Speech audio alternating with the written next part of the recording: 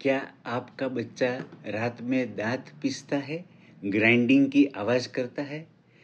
उसे ब्रक्सिज्म कहते हैं और ये बच्चों में काफ़ी कॉमन है। इंडियन एकेडमी ऑफ पीडियाट्रिक्स और अमेरिकन एकेडमी ऑफ पीडियाट्रिक्स के अनुसार छोटे बच्चों में ये अक्सर नॉर्मल फेज होता है, खासकर जब नए दांत निकल रहे हो या ग्रोथ हो रही हो। इसके कॉमन कारण हो सकते हैं टीथिंग, स्ट्रेस, एंजाइटी या कभी-कभी गलत बाइट अलाइनमेंट।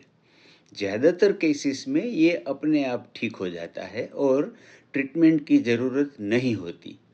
लेकिन ध्यान रखें, अगर बच्चे को दांत में दर्द, जॉ पेन, डिस्टर्ब्ड स्लीप या दिन में भी ज़्यादा ग्राइंडिंग हो तो पीडियाट्रिशियंस को ज़रूर मिले।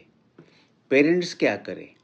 रात को काम बेड टाइम रूटीन रखें, स्क्रीन टाइम कम करें और बच्चे को इमोशनली सिक्योर फील कराएं।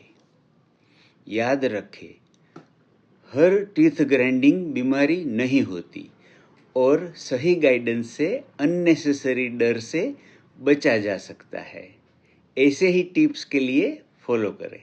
Thank you.